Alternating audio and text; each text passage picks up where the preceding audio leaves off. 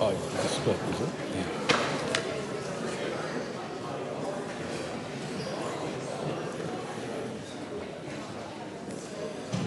I call on the Honourable Louise Upston.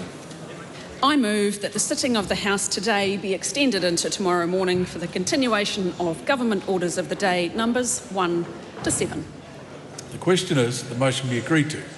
Those of that opinion will say aye. Aye. To the contrary, no. Aye. The ayes have it.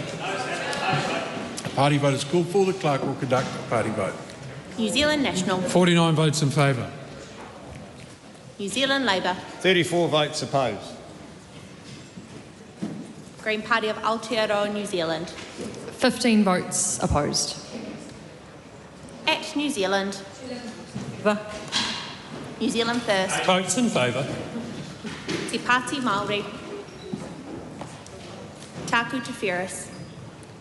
Mariamino Kapakigi.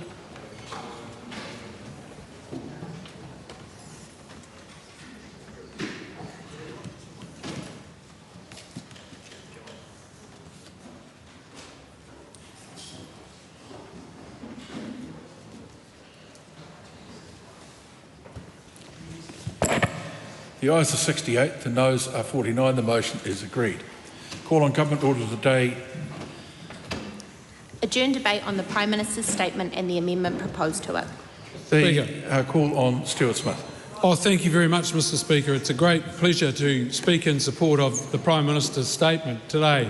And it's quite fitting, having joined members from across the House at International Lamb Day out on the Speaker's lawn, to speak about export opportunities and how well the economy is going. And I'd have to say, when you reflect, Mr Speaker, back in 1882, when a ship departed from Dunedin with frozen lamb on board, no one could have foreseen the success that New Zealand has become as an exporting nation, particularly of food and fibre.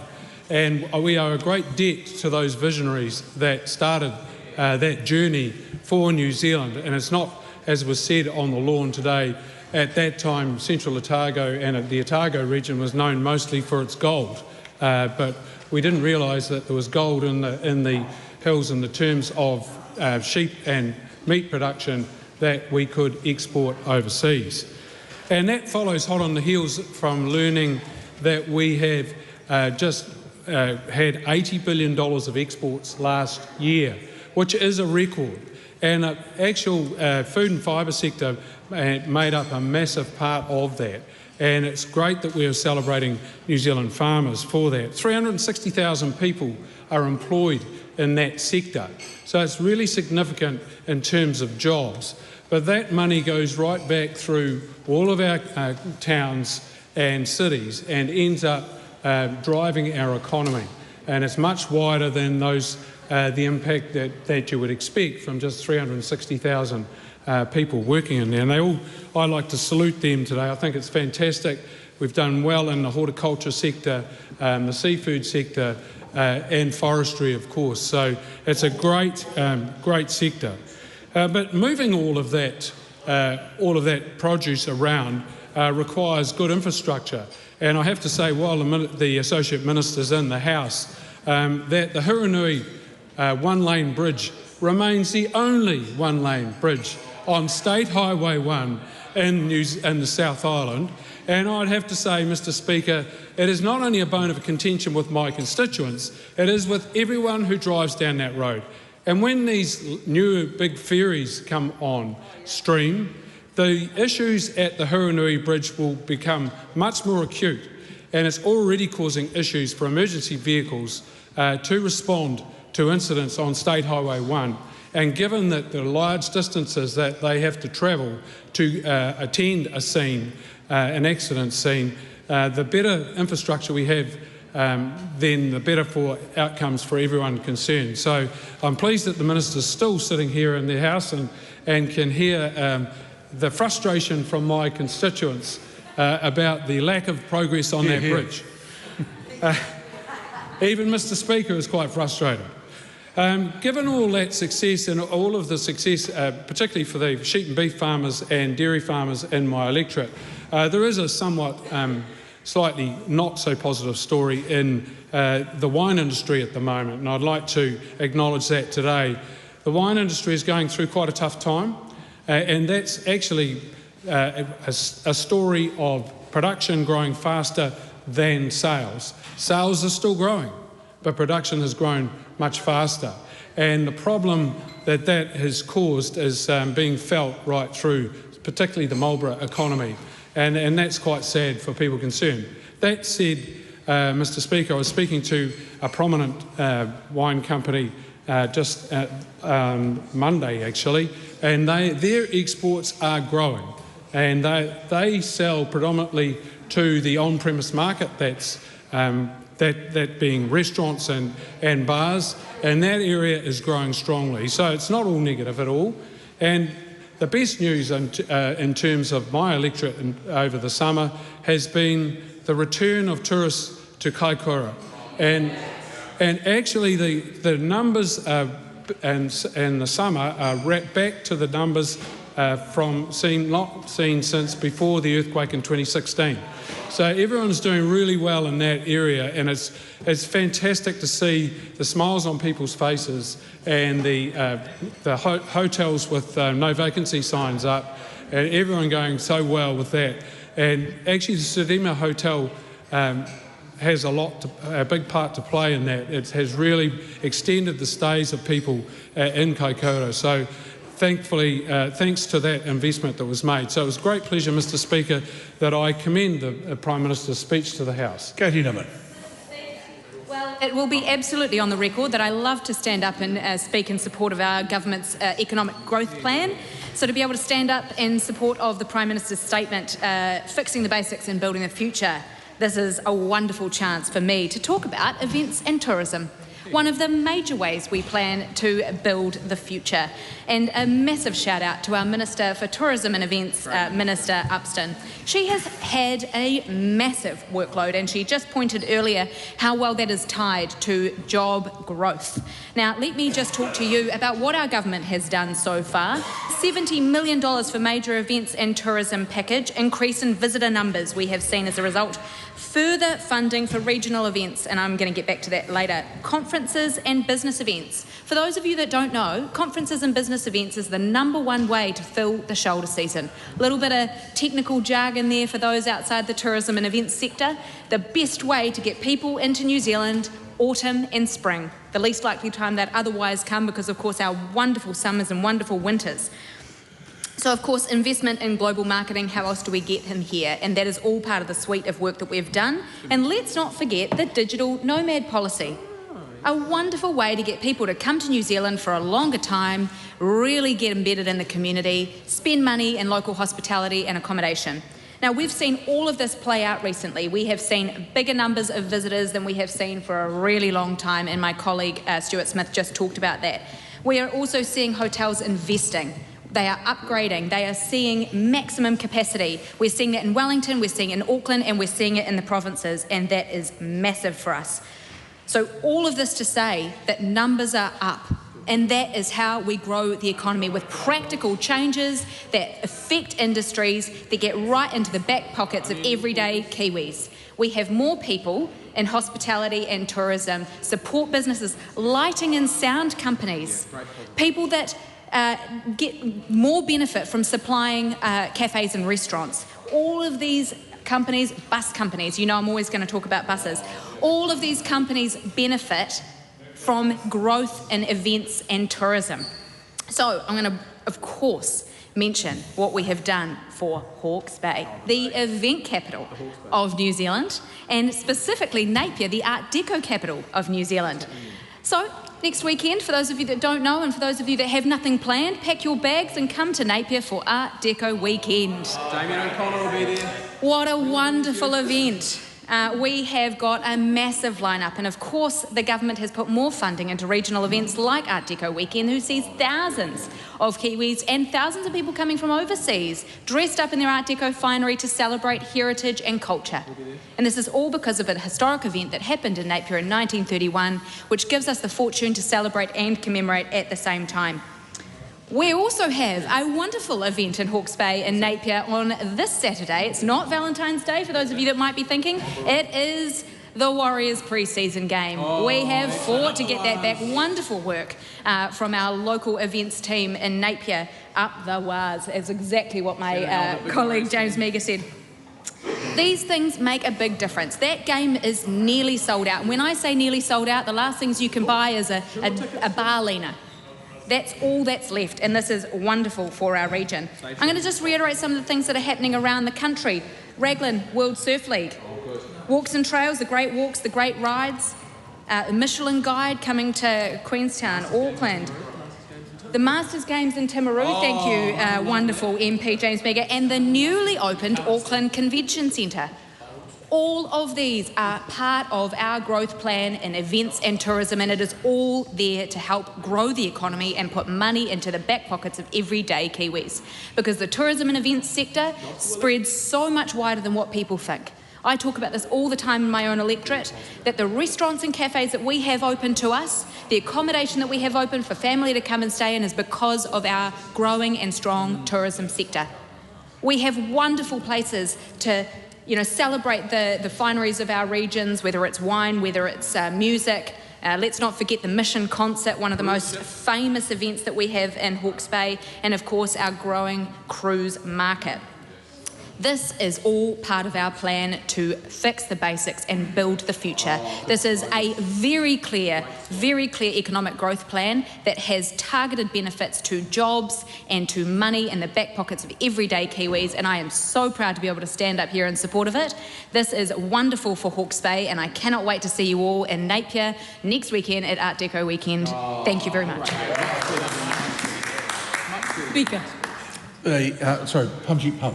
Thank you, Mr. Speaker. Mr. Speaker, I'm taking this call to support Prime Minister's statement. Mr. Speaker, I'm so glad that the speeches before me were from this side of the House. And if they were from that side of the House, I know that they would have been full of negativity because, Mr. Speaker, that is how they are. If families are doing well, they don't like it. If businesses are doing well, they don't like that. If people are getting off welfare, getting into employment, they don't like that. But on this side, Mr. Speaker, we are continuing to deliver on our promises. We are fixing what matters. So it's in the space of law and order, whether it's education. We know Honourable David Seymour is doing an amazing job reducing red tape, and in health and safety space, Honourable Brooke Van Velden is doing an amazing job. All our ministers are doing a great job to fix the things that matter. Mr. Speaker, there are so many things to talk about, but I'll start with law and order. Because law and order was such a mess under the previous Labour government. And we know, Mr. Speaker, when somebody starts a business, whether it's a small business like a liquor store, a dairy, or a bakery, they put their whole life saving into that business. And what was happening? They were seeing their business being destroyed in front of their own eyes by ram raiders. Yes, and they complained again and again, and they were being ignored by that government when they were there in government. Mr. Speaker, we know this, that there were so many people, they were so desperate to be heard, and there were so many protests being organized all around the country. There was a really massive protest that was organized in Auckland, and I went to that protest. And I was really surprised to see so many people were there at that protest. And when I spoke to these people, many of them told me that they had decided to shut the door of their shop for a day to be at that protest. This is not something, Mr. Speaker, that businesses decide lightly, because this is a small business and they need that income to run their families, to pay their bills. But they decided to shut the door of their business to be at that protest so that they could be heard. This is how desperate people were. And what happened? They were ignored. They were ignored by them when they were in government. And Mr. Speaker, instead of cracking down on criminals, they decided to reduce prison capacity. And obviously, when offenders are out, they're going to offend again and again. On this side, Mr. Speaker, we are always on the side of hard-working New Zealanders. And yes, we have implemented a number of policies. I'm not going to list all the policies because otherwise all of my time will go just listing those policies. But what I would say is this, that I'm really proud to see that the policies that ACT Party had in the coalition agreement, they are making real difference, and we are seeing real difference out there as well. I go to so many community events and I spoke to businesses, I spoke to people, those who work in businesses, and what I hear is this. They feel supported, they feel heard, and the confidence is returning, which is really good, Mr. Speaker. Second issue, Mr. Speaker, I want to talk about is education, as I touched briefly in the start. Attendance, school attendance. One would imagine that school attendance would be the basic thing that any education minister would pay attention to. But Labour ministers, nah. Attendance was not important for them. They were doing all the fluff stuff. But as soon as Honourable David Seymour became the minister, that is the first thing he's working on, and we are seeing some great results there. And Mr. Speaker, we are also working in lifting numeracy and literacy.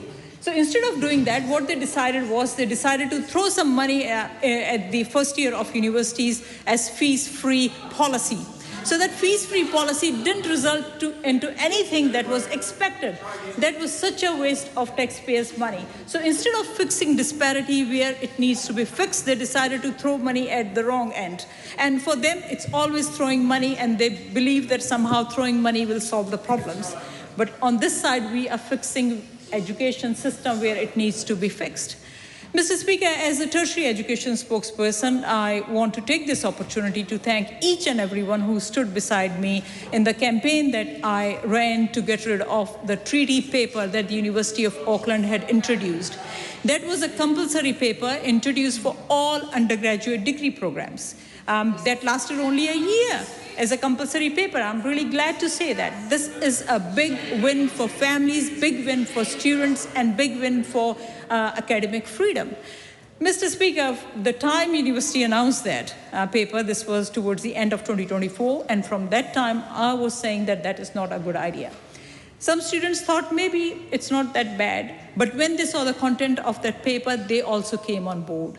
And because of that voice becoming louder and louder, the University of Auckland had no option. They had to do a big U-turn.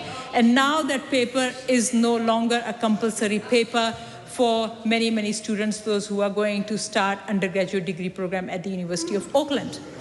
Having said this, Mr. Speaker, I'm mindful that there are a handful of degrees where this paper remains a compulsory paper. And let me say this, let me be clear that I'm not done, because I'll be closely monitoring the content of this paper. I'll be evaluating it. And if it is a paper that doesn't add any value, then again there will be another campaign from me, from the ACT Party. Mr. Speaker, yes, those kind of comments. It's important that New Zealanders hear those kind of comments because, Mr. Speaker, on this side, we believe that tertiary education institutions should not be used to indoctrinate young people with one-sided political views. But they want to do that ideological brainwashing of our young people. But we will not let that happen. We will not let that happen. And Mr. Speaker, we know that that is the reason why they oppose the Treaty Principles Bill as well, because for them it was a threat to their sense of being special. Yes, the sense of being special. Some MPs here, some parties here believe that somehow if you treat some ethnicities differently, it means equality. No, Mr. Speaker, equality is not selective. Equality is not racist. And we will continue to send this message out to New Zealanders. And we know that New Zealanders can't be fooled by them. They can keep twisting the facts, but New Zealanders can't be fooled by them. Mr. Speaker, we know this in this House, some of us, we know that there are rules and we follow those rules. We always follow those rules. We know there are standards to be followed. But then there are some MPs, for them, it's rules for everybody else except them. They turn up to this House in jeans, they turn up to this House in their sneakers, they turn up when they like, or they don't turn up when they don't want to. Imagine, Mr. Speaker, if people out there in other workplaces did that. What will happen? They will be dismissed. And then, sitting here, they are telling other people what equality is. No, Mr. Speaker, they can't lecture others about equality when they behave themselves in their own workplace. Mr. Speaker, some of the conversations that the ACT Party is doing, yes, they are harder conversations, but the ACT Party is always there to make choices which are right, not just for the current generation, but for our future generations as well. So we are not here for that, momentary kind of applause, introducing policies, but then for policies for which our children will have to pay for. We are here to make policies, introduce policies that are going to work for both our current generation and our future generations as well. And we will continue to do that.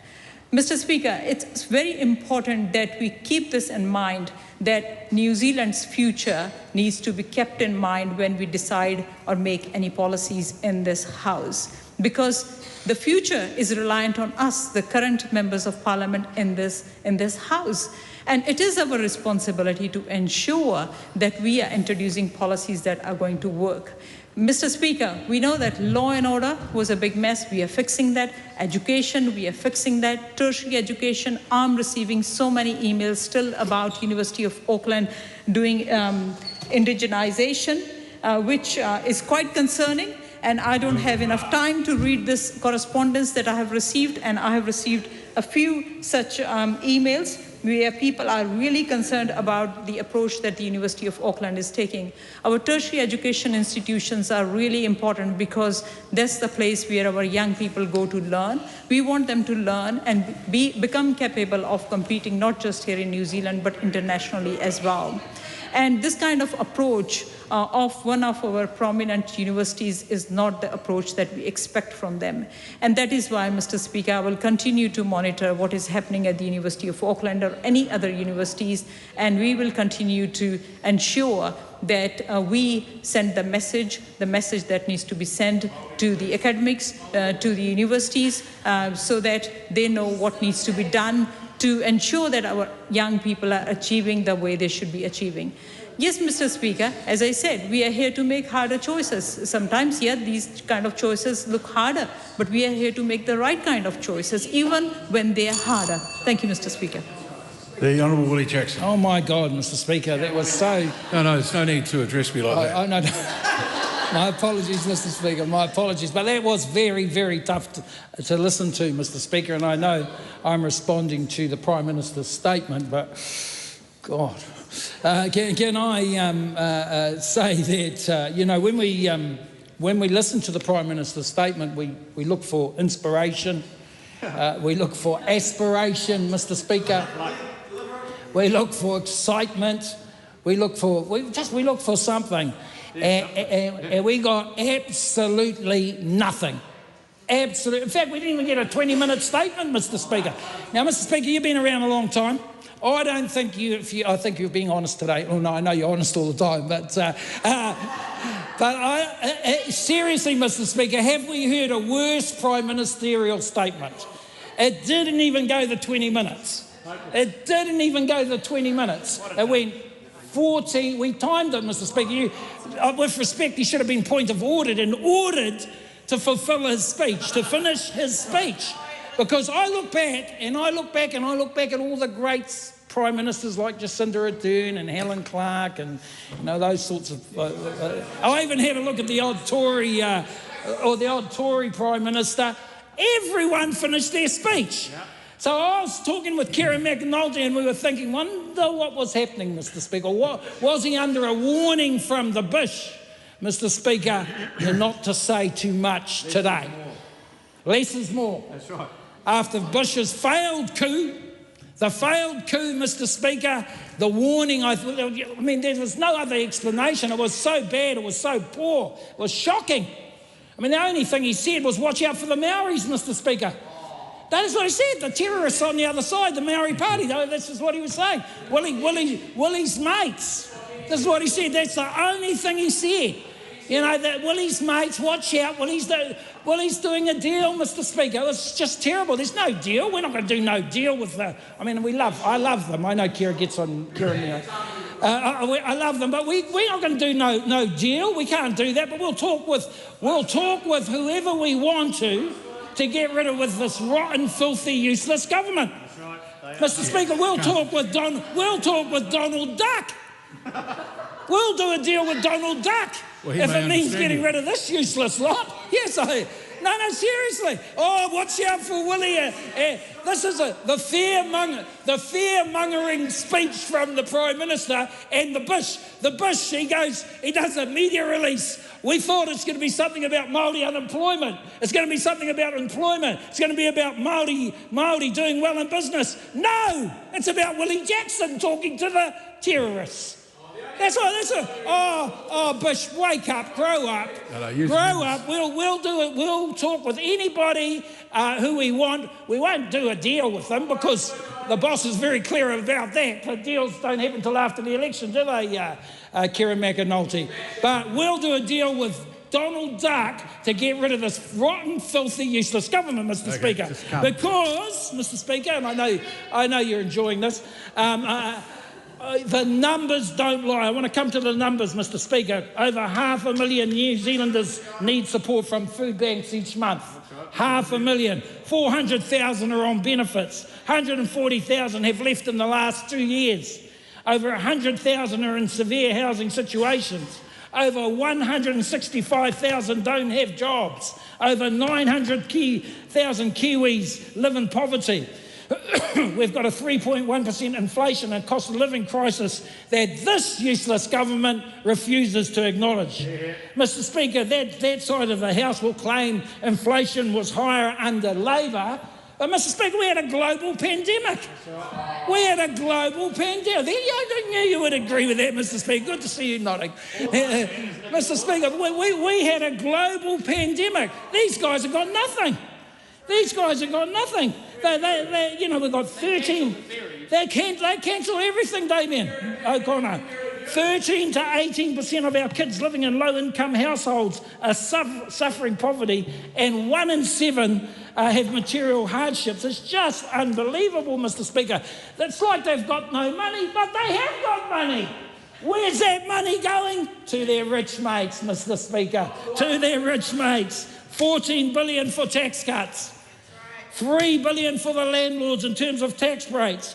300 million in terms of tobacco. So, Joe, these are Bush's mates. Refer to members by their full name.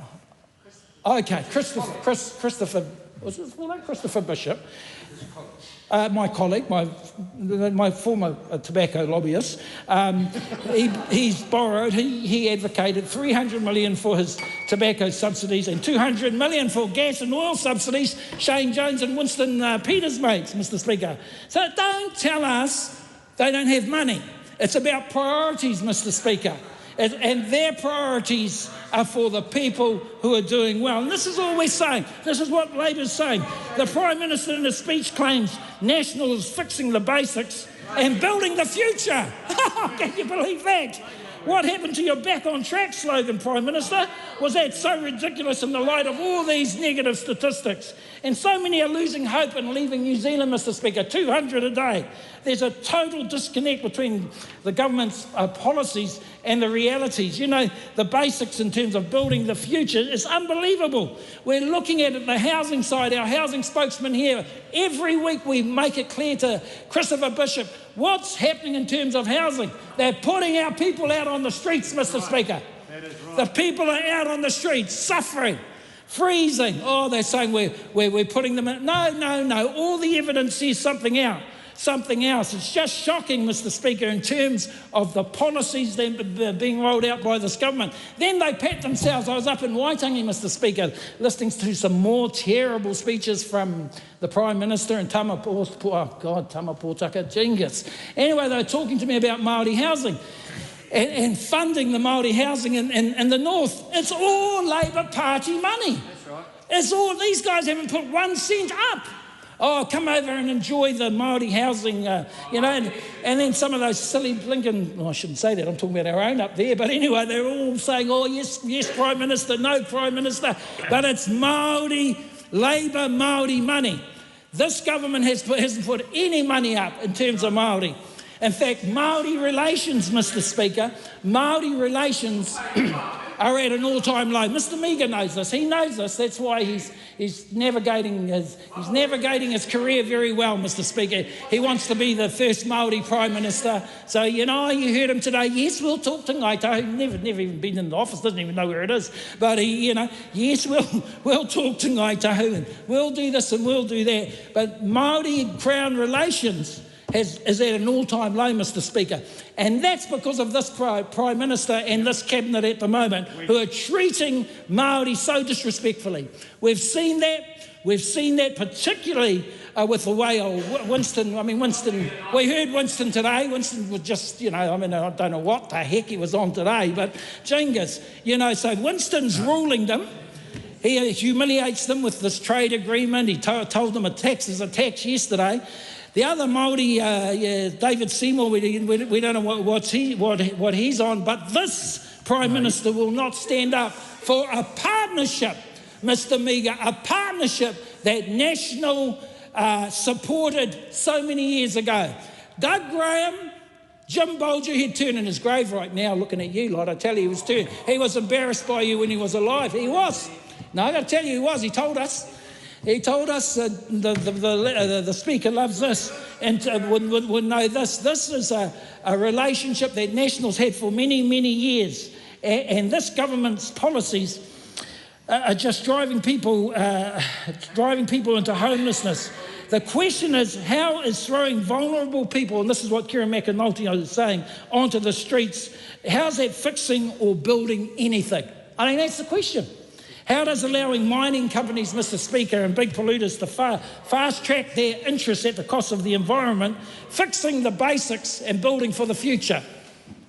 Mr Speaker, I have serious doubts whether this Prime Minister understands what the words fixing and future even means after such appalling statistics. If this is the national government we have after 2 years, they simply don't deserve another term in government. Mr Speaker, the Prime Minister's State of Nation speech, it's not a State of Nation speech at all. It's a state of emergency address. Kia ora tata.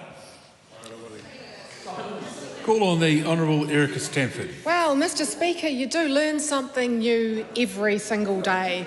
Willie Jackson wants to do a deal with Donald Duck. Turns out, we always thought that it was the Mickey Mouse Maori Party. Turns out it's actually Donald Duck. But in this unlikely cartoon coalition, I think Mr Willie Jackson should be very worried that Donald Duck may just pip him to the post for a cabinet position after that appalling rant of a speech. But Mr Speaker, on to more important things. I rise to speak in support of the Prime Minister's statement, especially his comments about improvements in education. Mr Speaker, when I became the Minister, I, as all ministers do, received a briefing to the incoming Minister. And in a very sobering reading, one of the very first statements that briefing made was the Ministry admitting that they do not provide equitable or excellent outcomes for students. So I'll just let that sink in.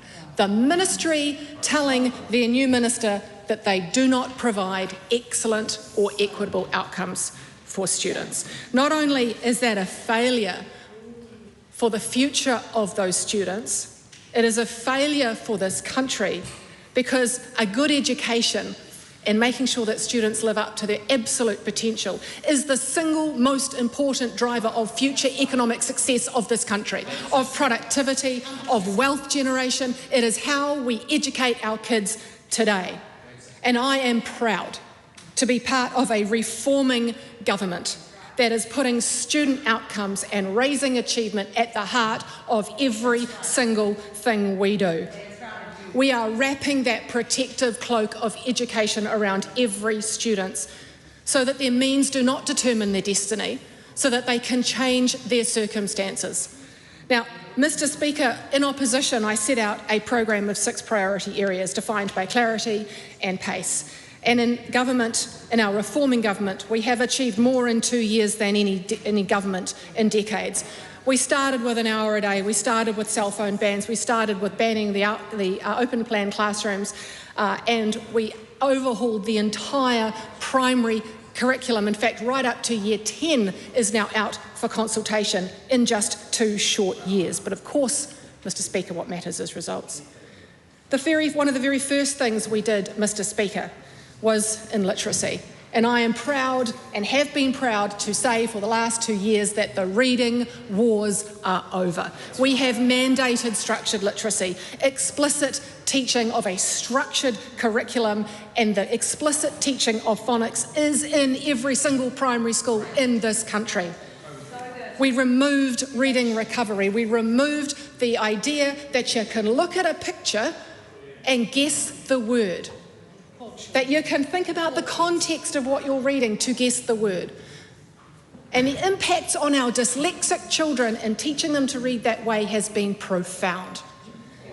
But, Mr. Speaker, that is over. We have trained over 30,000 teachers in stage 1 of structured literacy. We've provided cash grants to schools. We've got 349 equivalent of full-time teachers doing structured literacy intervention across New Zealand to make sure that we're identifying those children who are falling behind and we're intervening.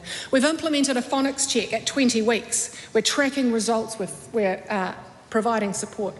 And the results, Mr. Speaker, 88% of teachers have changed their teaching practice. And in the phonics check data, these are the kids who hit 20 weeks at school in term 1.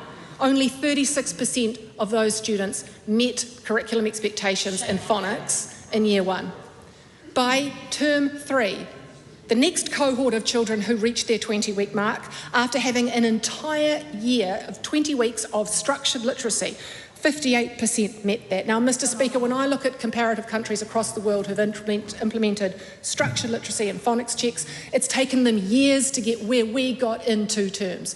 And I want to shout out to our amazing teachers and principals who have put in the hard work this year to make those results happen. 88% of teachers have changed their teaching practice. Now, Mr. Speaker, when I think about equity, because after reading that briefing to the incoming minister, it was really crucial to us to close the equity gap. And I want to make sure everybody understands, not only did we raise that phonics result across the board, but particularly for our Māori students, 25% met the expectations in term 1. By term 3, it was 43%. Māori Pacifica, 27% to 43%. And low decile, 18% to 35%. These are the results, the very early results that our reform program is taking hold through professional learning and development, through a reformed curriculum, through mandating structured literacy, for identifying kids who need help early and surging that support in. We're doing the same thing in maths, Mr. Speaker. And when we looked at the results for mathematics, we knew that only 1 in 5 kids were hitting curriculum expectations by the time they went to high school. PISA, the international results, showed us that our 15-year-olds today are a year and a half behind where our 15-year-olds were in 2003. We've lost a year and a half. And all the warning lights were flashing. And to be fair to the previous government, to be fair to them, in 2021, they asked for a report from the Royal Society, led by Gavin Martin, who recently got a New Year's Honours. They asked for a report, and it was an extraordinary report, and it laid out 14 clear recommendations for change. But in true style of the previous government, lots of reports, lots of strategy documents. How many of these 14 things did they do? Zilch. Absolutely none. We have a blueprint put out by Gavin Martin, one of the best professors, mathematics professors in this country. 14 recommendations in 2021. How many did they do? None. Actually, what they did was deprioritise maths professional learning and development. In the light of all of this evidence. Do you know what some of these things said, Mr. Speaker? It said, how about you do an hour a day of maths? Well, done, tick, straight away. How about you provide a curriculum that lays out exactly what has to be taught every single year in detail? We've done that.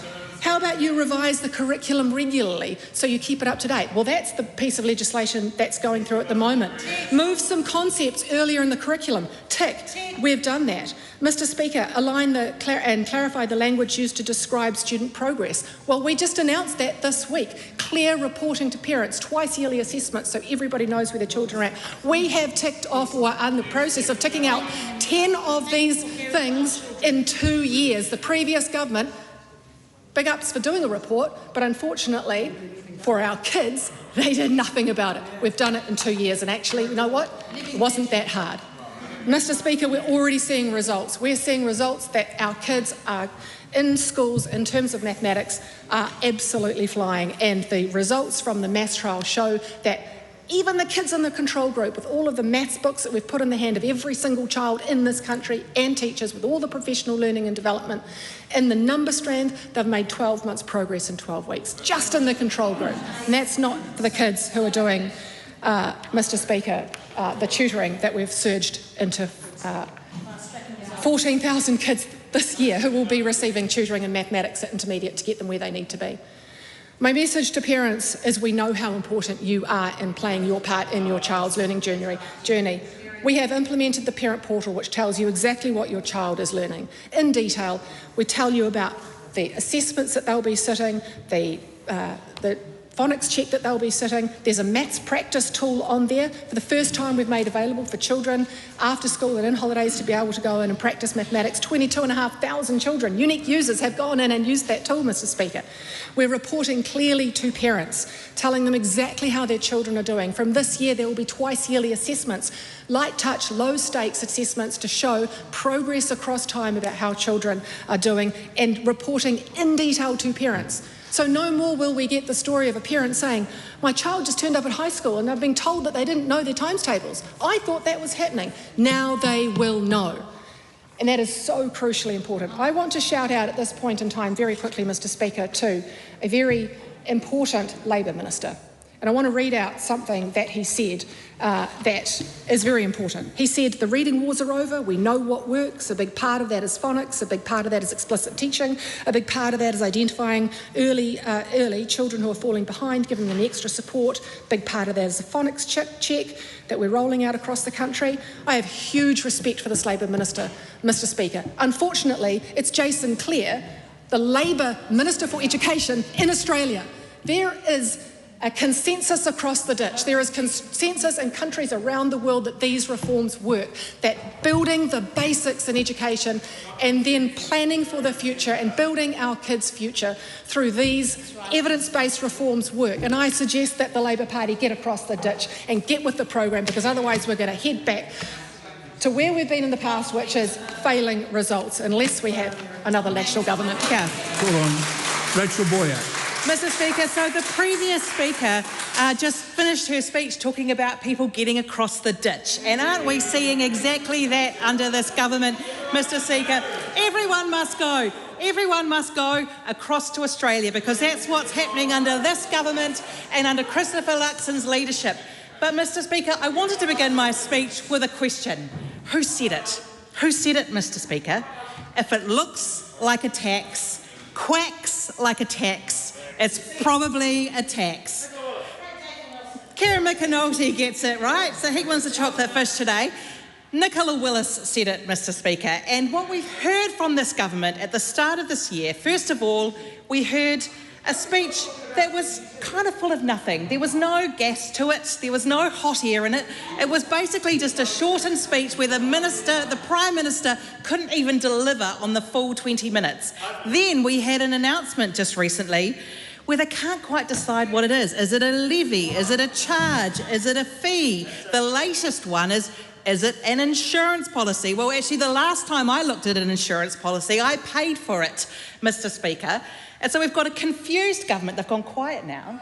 The confused government, although Winston Peters isn't confused, it is a tax. It is a tax on electricity users, so that this government can continue to invest in fossil fuels and undermine the electricity sector in New Zealand and our energy sector in New Zealand that needs to be focused on renewables, as well as bringing the prices down for consumers. Because, Mr. Speaker, I've had emails from my own power company and from people in my electorate about the continuing increase in the cost of electricity. Mr. Speaker, it's another area where this government promised to make things better, but instead they are failing. And once again, they go incredibly quiet when they realise that actually they're not delivering on the promises that they made to New Zealand over 2 years ago, Mr. Speaker. So under this government, We are seeing jobs being lost. We're seeing the cost of living making life harder for many people. We're seeing homelessness increasing, and it's getting harder, Mr. Speaker, to see a doctor and access healthcare. We're seeing those things in my community of Nelson. We're seeing projects cancelled, like the Rocks Road upgrade. We're seeing other important projects like Nelson Hospital cut in half. Mr. Speaker, in the last year, we've seen terrible job losses across our community. We've seen 130 jobs lost at Sealord. We've seen 142 jobs lost at Carter Holt Harvey, and Proper Crisps moving their operations to Auckland, which will affect 82 local jobs. Mr. Speaker, these are real people in our community, real families. They're now facing uncertainty and a loss of income.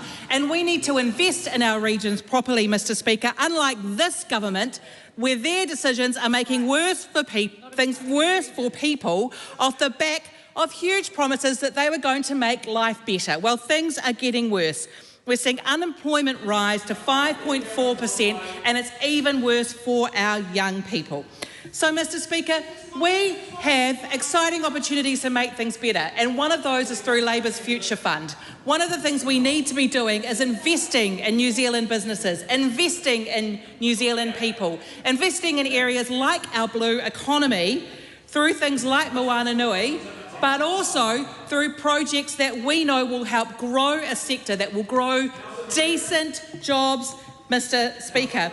There's other areas, Mr. Speaker, where I have real concerns about what this government is doing, and one is particularly about cutting the Nelson Hospital project in half.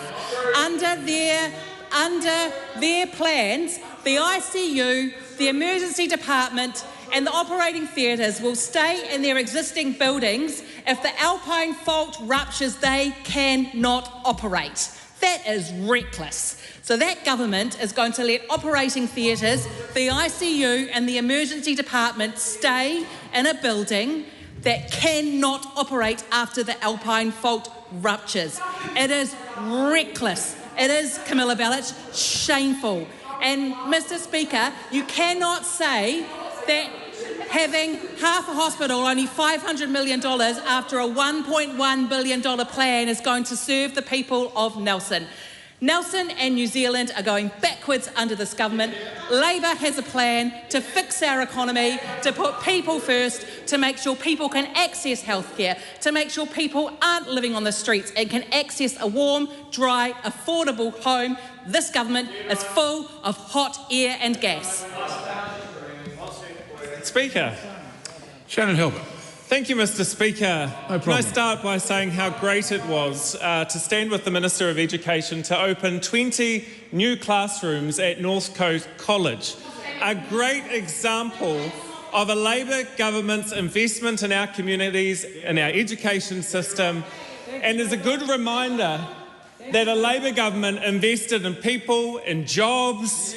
But under this government, Mr. Speaker, what have we seen? We've seen investment in tobacco companies, we've seen investment in landlords, and we've seen the highest unemployment rates that New Zealand have seen in decades, not even as bad as the pandemic. Mr. Speaker, when New Zealanders were looking for hope, they were looking for aspiration, they were looking for some sort of vision, Prime Minister Christopher Luxon delivered that speech. It was short, it was boring, it was limited, because the reality is that he promised to fix the economy. He promised to fix the economy, the cost of living, and instead, under his government, his watch and his leadership, he has made it worse, Mr. Speaker. Because everyone knows in New Zealand, they know in our North Shore community in Northcote, that things are getting worse for them. For working people, things are getting more expensive. Whether we're at the petrol pump, whether we're at our local New World, no matter everywhere we are, everything is getting more expensive, and now they want to add an additional tax onto people's power bills and a cost of living crisis. Mr. Speaker, but they promised to fix the economy. They promised to address the cost of living.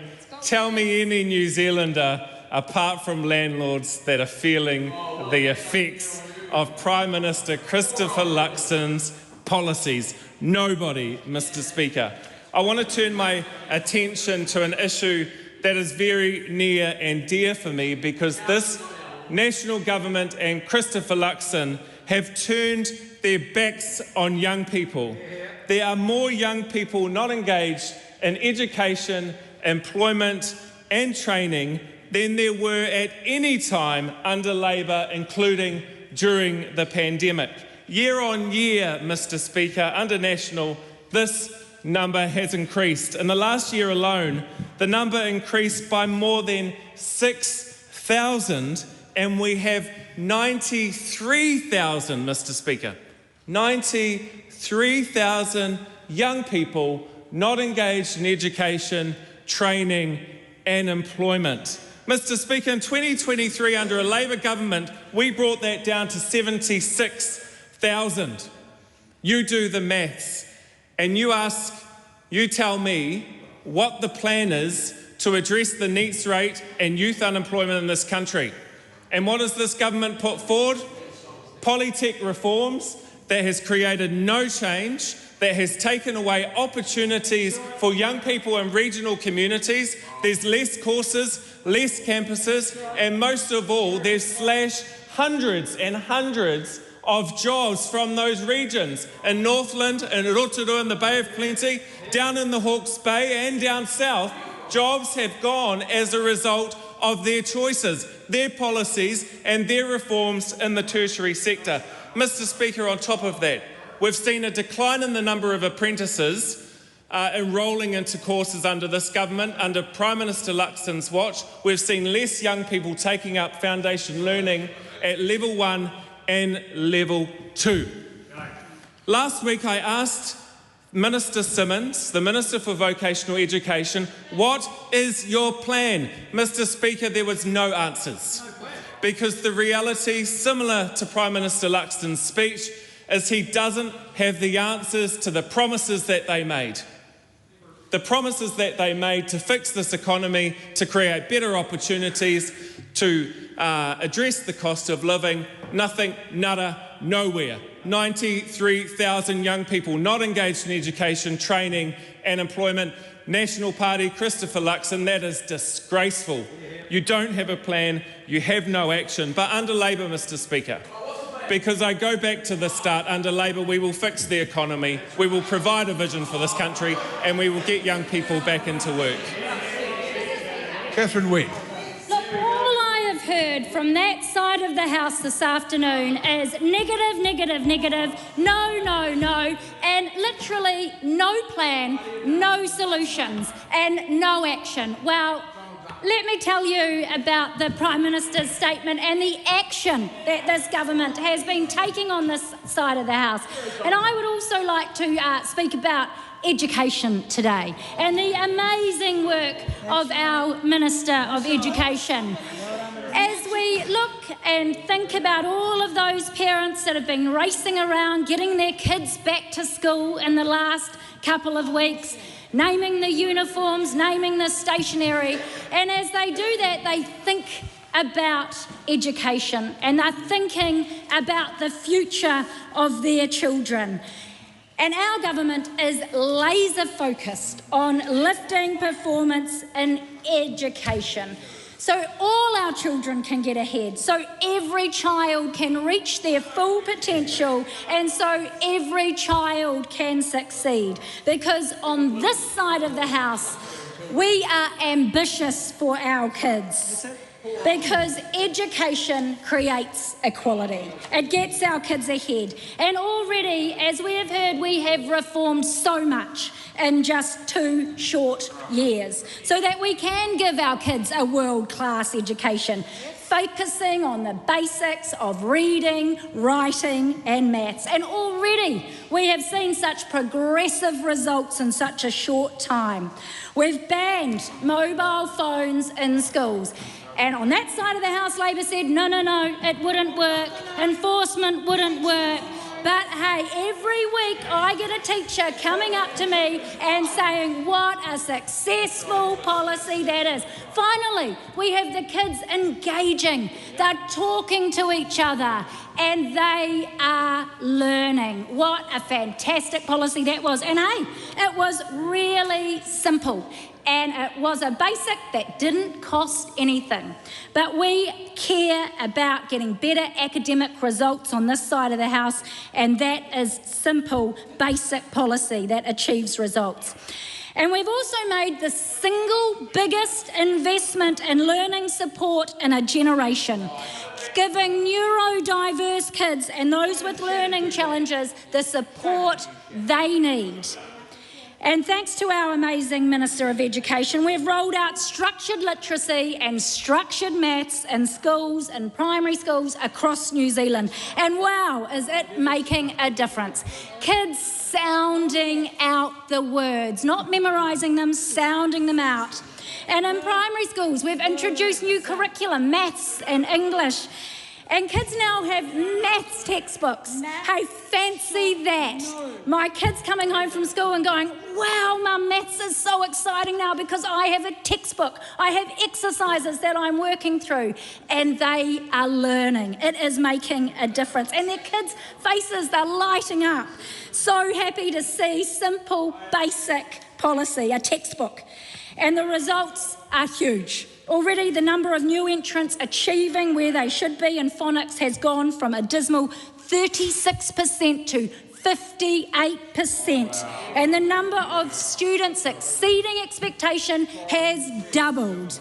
There's more to do, but there's no doubt that we are fixing the basics in education.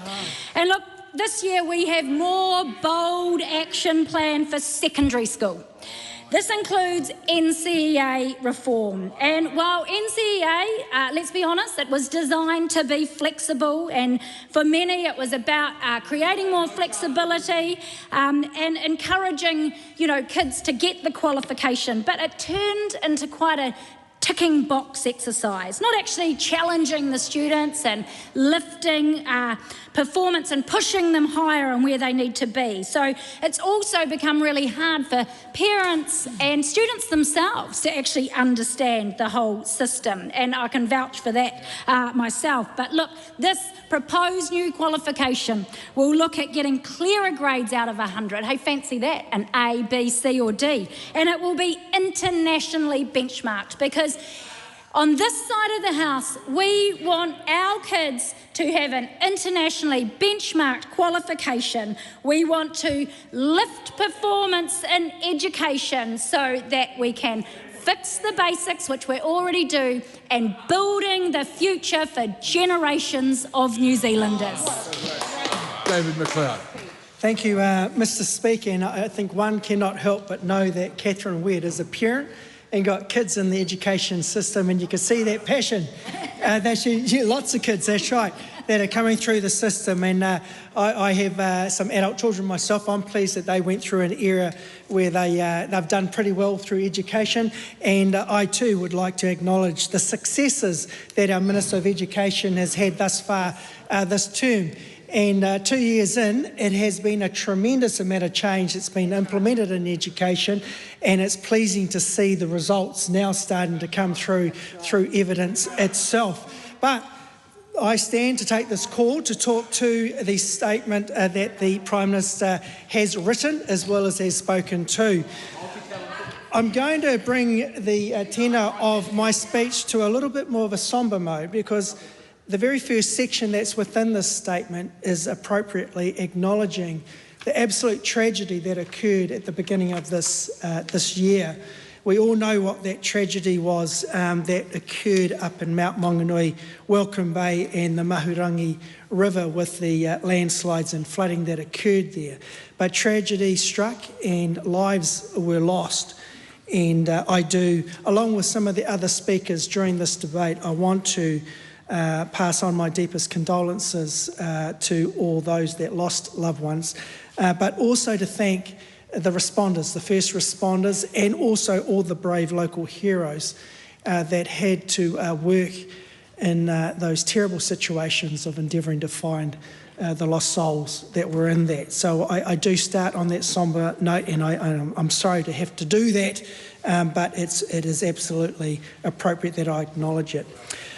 So the 2 years that have been had within this term of government have been an incredibly busy term. I understand that legislatively wise, it's actually been one of the busier terms thus far, and it continues to be so. The statement here illustrates not just what has been done, but also what is to be done in the remaining time that we have. And there's been tremendous work put in place, and all premised on the very focus point of what our coalition government came together for, with rebuilding the economy, improving the education system, as has been well spoken of in the previous calls to mine, but also refocusing our health services and making progress in the area of fighting crime. But we can look proudly of what's been done in the short time. I've often said that a 3-year term is far too short for any government itself, and it does lead to a bit of pressure to be put on the different sectors. Speaking about education, you can see that the Minister has put some considerable pressure on the sector in delivering outcomes, but it's pleasing to see that the education sector, the schools that I've been visiting in my electorate, is indeed getting on with the business, and most importantly, we're actually seeing the outcomes of it. So I do once again acknowledge the Minister for the tremendous amount of work that you're doing in that space. But more importantly is the economy. The economy, that's, if we have that striving, that's what builds the coffers here in government, and it's what allows us to afford what many of us want, both sides of the house, whether it be in education, whether it be in health, whether it be in crime, whether it be in Māori development and Māori outcomes. All these sorts of things require, in Māori terms, pūtea, to be able to do that well. And of course, a thriving economy is what allows that to occur at the basic level of it. Some of the areas that I wish to talk to within the statement, firstly, is the RMA reform. So the RMA reform, it is the most significant piece of legislative work that we've got on the agenda for this term, I would say. And I thank my fellow chair sitting next to me here, Catherine Wedd, for the beginning of the work that we're doing. I'm privileged to have been put onto the Environment Committee to help out with this important piece of work. And, when you look at what has actually been described as the potential outcomes of reducing the number of consents and permits to get things done in New Zealand by 46%, that's going to be a great outcome for our country, and I'm fully supportive of it. Energy, we've had the big announcement with LNG. No surprising, I'm the MP for New Plymouth. Our local area, our leaders in the local area have already publicly said they're very pleased with this outcome. It's an important piece of work to make sure that we have the electricity network that we need in our country. We're fixing the basics and building the future. Thank you. Honourable Marama Davidson. Thank you, Mr. Speaker. This morning I attended the Salvation Army report launch on the state of the nation, and I thought they offered us a really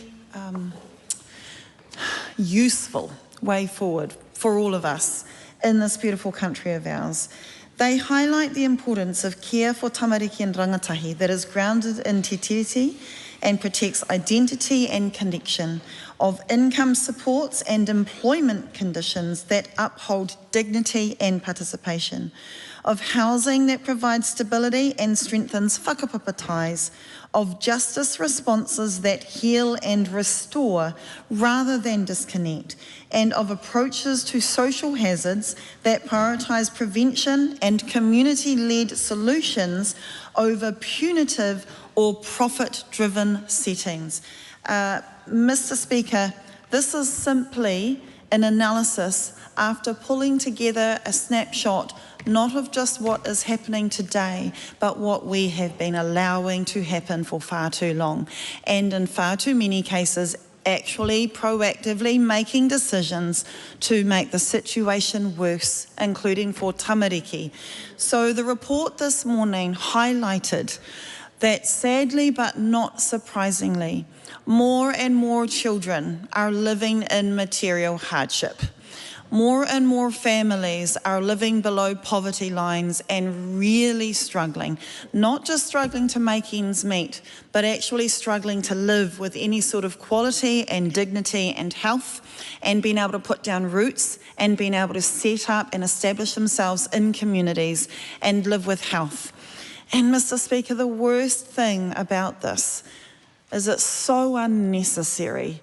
We have everything we need in this country, and we always have, to prevent anyone's child, anyone whānau, from living with anything other than what they need to live a good life. And I really wanted to draw on the report because it offers something for all of us to consider. Like, I really admit and want to acknowledge that many, many people outside of this house and outside of this institution are quite exhausted, understandably so, at the back and forth, and yes, what they see as the bickering. And certainly we in here, we are energised, and the system sets us up to just keep firing shots across the aisle at each other. The system sets us up not to collaborate but to compete.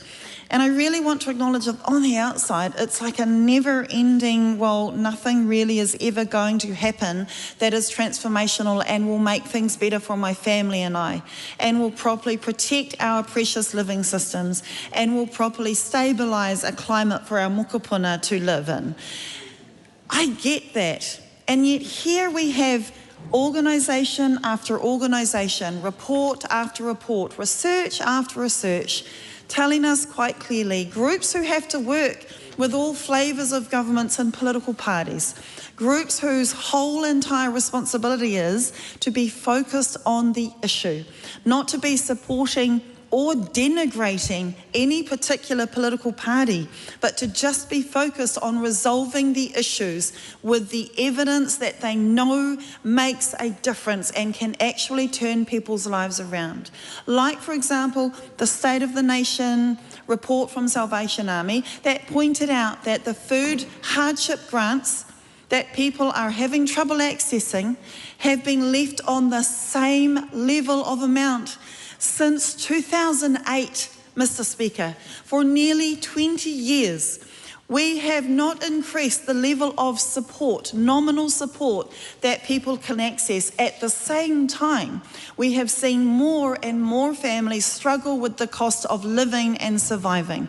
More and more families whose wages cannot keep up and are not keeping up and keep getting suppressed to not be able to cover their bills and their rents and really ordinary things.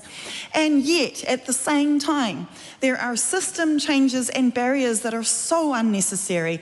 And these are changes that could happen tomorrow, Mr. Speaker, that wouldn't even require a legislative change in this House, that would simply require a contractual agreement, a social agreement, surely, across all of us, where we can say families have been pushed into further hardship because of decisions made, and yes, over successive governments if we're looking at decades. And so, recognising that, here is a simple way to alleviate children living in material hardship. I honestly don't see how any of us would want to bicker with that, how any of us would want to fire shots across the aisles and refuse that, especially when we recognise we've let it for nearly 2 decades at the same measly amount. Unnecessary, uncalled for, scandalous that we would even contemplate not changing that. Simple things. So we might not all agree on the big systemic changes, that's clear, but some really simple common sense things that can be done. And when you have got these organisations who are there purely, they're not political parties, they are independent, and they are purely focused on how do we make things better? How do we create an Aotearoa that all of our mokopuna deserve, not just yours, not just mine, but all of ours? How do we ensure that we are setting whānau and community up to flourish and to not just survive, but to live beautiful lives? How do we make sure that we are protecting our water quality and our ocean systems and our marine habitats and our ngahere systems How are we making sure that we are doing everything we can to reduce our climate pollution and climate emissions and to build communities that can weather the ongoing shocks and impacts from climate-charged weather that we are continuing to see more and more of? That's all right there for us, Mr. Speaker. And I think that people are ready for us to actually step outside, and yeah, it will take intention to step outside of the bickering that this system absolutely sets up for us, because it seeks us to ask for power at any cost, when really I would love to go home with my mokopuna, Mr. Speaker, and feel confident that here in this House we can agree on some really basic things. I reckon I know that being in the arms and love and environment of our families and our mokopuna and our children is a place we would much rather be than having to withstand the driven hostility that this political system here and around the world has asked us to do for far too long. Really, where my real hope is in the hands of the collective people. And the good news here, Mr. Speaker, is in an upcoming election, the people collectively have more might and power and mana to demand this of all of us, to actually say, oi, all of you lot, grow up. Make some decisions that collectively put community well-being and people and families first. Stop championing corporate profit and greed. Please redistribute wealth and power in a way that benefits us intergenerationally. Please think long-term for 7 generations ahead instead of just for the next election period cycle. These are things that collectively the people can ask for, can demand of us, and that is the good news, because surely this can inspire people to get ready to vote, to enrol and register, to understand that collective power, it's bigger than all of us in here. It's bigger than any one corporation or massive giant donor or any one political party being influenced by any massive giant donors. It's bigger than all of us across this aisle. It could put a stop to this bickering and force us to agree and work together on some really basic principles of an Aotearoa of who we are. We care about our environment. We care about justice for families. We care about te tiriti. We want our mokopuna to be in the most stable climate they possibly can. That power is for the people, Mr. Speaker, and that's the message I urge is for them to use it. Kia ora. Cameron Brewer. Mr. Speaker, I wanted to take this opportunity to focus on the Auckland part of the Prime Minister's statement to Parliament and the progress that is being made with our largest city and the country's commercial capital. Auckland generates 38% of GDP and is set to reach 2 million people by 2033, just 7 years away. Auckland is critical to New Zealand's success, as we often say. Mr. Speaker, a regional deal with Auckland is imminent, helping to harness all the good work already underway between this government and the likes of Auckland Council. Our reforms of Auckland Transport will improve its accountability, give elected members and the public more say over the direction of transport in Auckland, and now at Select Committee, the legislation will see government and council come together to collectively work on a 30-year integrated transport plan. Mr. Speaker, today marks the official opening of the New Zealand International Convention Centre, with over 100 events already booked, injecting $90 million into the local economy. The City Rail Link, Mr. Speaker, will open in the second half of this year, transforming public transport and ensuring new housing around key stations. As part of the CRL and the dramatic lifting of train frequency, it's this government, Mr. Speaker, that has begun removing dangerous rail level crossings both in south and west of Auckland to reduce congestion and improve safety. Mr Speaker, progress continues on key strategic projects, including the Eastern Busway and, of course, Mill Road. At the same time, planning is well advanced for the North Western Rapid Transit Corridor, aka the dedicated busway down State Highway 16 northwest of Auckland. With the construction of the station, the big bus station at Westgate, already well advanced now. The East-West Link road of national significance connecting Onehunga State Highway 20 to Mount Wellington State Highway 1 was cancelled by Labor in 2017, but National will deliver it. And NZTA's investment case, Mr Speaker, has proven very strong, and the next stages, including route protection and detailed designs, are already underway. Our fast-track regime is great for Auckland. For example, wharf extensions required by our port were approved in months, not years, and further residential stages for Milldale have just got the green light. Key Auckland quarries can now also expand, and the massive Jury Metropolitan Centre development was approved in November. Mr Speaker, through the government's water infrastructure reform, Watercare has been separated from Auckland Council, meaning Aucklanders' rates increases have been well below the national average, while embracing greater borrowing and investment to unlock housing and clean up our Auckland harbours. The Central Interceptor, the largest New Zealand wastewater project, is near completion at over 16 kilometres in length. It runs from Mangari's waste treatment plant to Point Erin near the Auckland Harbour Bridge. It's a project that will reduce wastewater flows into Auckland's waterways by up to 80%. Mr Speaker, our government is restoring confidence in Auckland city centre to ensure people that live, work and visit there feel safe and welcome. A new city centre police station has opened in Federal Street. Funding for 200 additional plus housing first placements has been secured, and a city centre safety action plan are all being developed. Mr Speaker, Labor locked up Auckland for 3 months at the end of 2021, and Auckland suffered the most with the prolonged and in many cases senseless sanctions during the end of COVID-19. Businesses were hit hard and Auckland consumers were hammered with the steep rise in the cost of living, all while Labor delivered nothing. Remember Labor's promised $45 billion harbour crossing?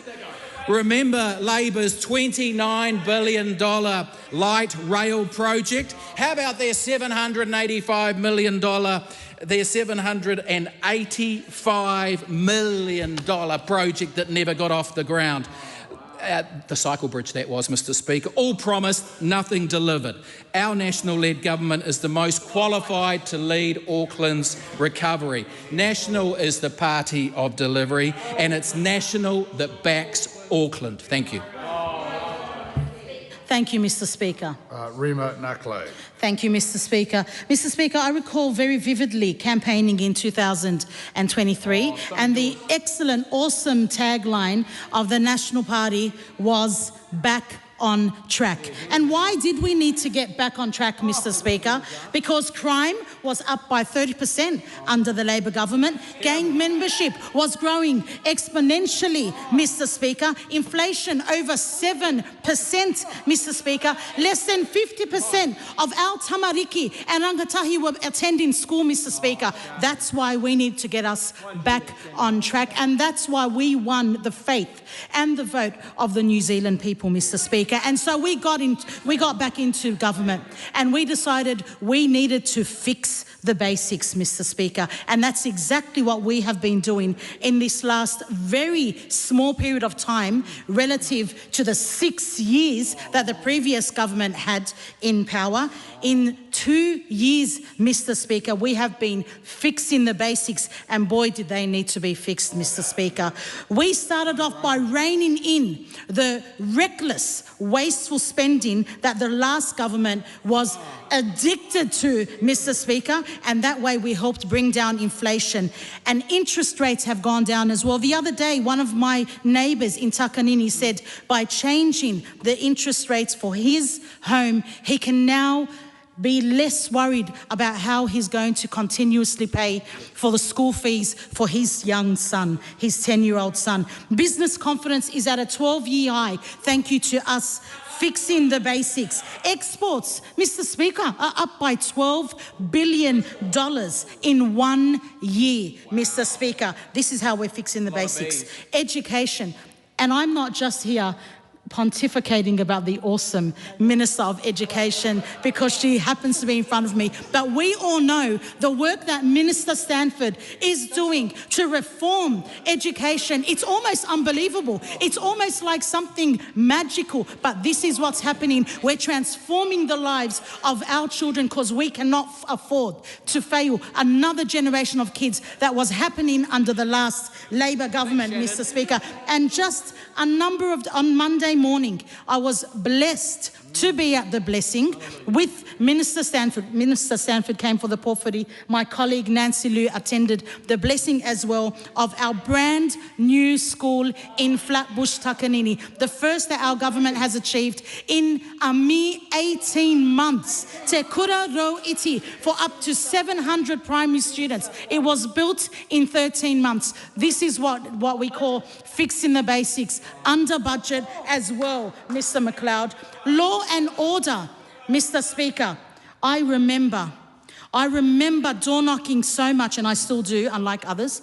I remember, Mr. Speaker, neighbours on the doorstep telling me they're too afraid to go shopping, Mr. Speaker. They're too afraid to let their children. One gentleman had a set of twins, and we looked at the park in Waiata Shores, and he said the park is just there. It was a mere about 150 metres away, and he was too afraid to let his children go to the park. And now when I go door knocking, my neighbours are telling me, thank you for letting me feel safe again. Thank you for making us feel safe again, Mr. Speaker. And the way we make people feel safe is by fixing the basics, by banning gang patches. Violent crime has gone down, Mr. Speaker, by 38,000. Youth offending down by 16%. They're screaming and they're laughing on the other side. But instead of holding themselves accountable for how bad the situation became, they're just screaming things out that I don't even know what they're saying because it doesn't make sense. Ram rates down by 85%, Mr. Speaker.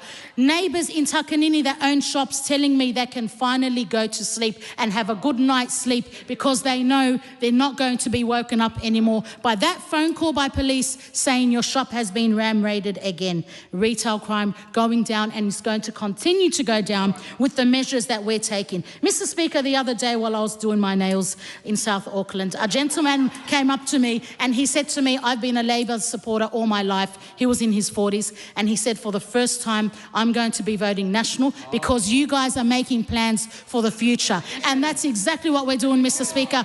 Building the future, fixing the basics, building the future. We don't waste taxpayer money on this side of the House, and we don't waste time as well. We've done so much in 2 years, and we will continue to do a lot.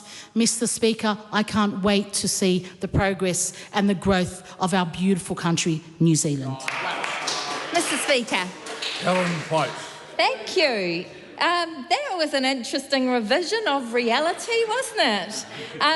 Today we had a report come out from the Salvation Army, and they're a pretty trustworthy bunch, the Salvation Army.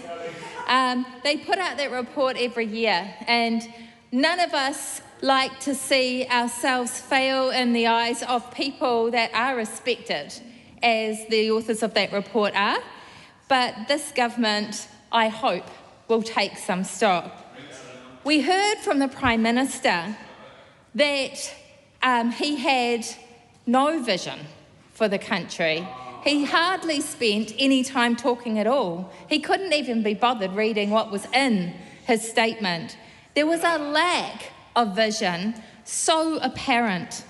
And I was thinking about that in light of the report. And this is what the report writers wrote. They wrote, ensuring people have sufficient resources to live in dignity and participate in society should be a fundamental goal of any society. I heard no such claim from the Prime Minister in his speech. The Prime Minister seemed to lack a fundamental understanding of what the foundations of well-being were. And the people who will pay that price are the people in this country that are vulnerable and our children, and that's showing up in the report today. We have a situation where, with regard to unemployment, we have 250,000 people, that's what the report finds, 250,000 people wanting to find work who can't. And we have a Prime Minister who continually repeats that he's getting the basics right and that unemployment is the last of those things to come right. Well, wouldn't you think that it would be the priority of every government? Because employment is a fundamental of well-being. Employment is what gives us power in our own lives. It gives us dignity. And it is absolutely shameful that we have record levels of unemployment in this country, because that's a moral indicator. That says what your party believes in. If you cannot let people who need and want to work, you're in trouble, and it shows. And I wanted to talk about inflation, which is also mentioned in this report, because one of the things that the authors do is they measure inflation against people's actual need, and they find that wealthy people under this government, they have done a lot better than beneficiaries. So inflation's impact on wealthy people is very, very different.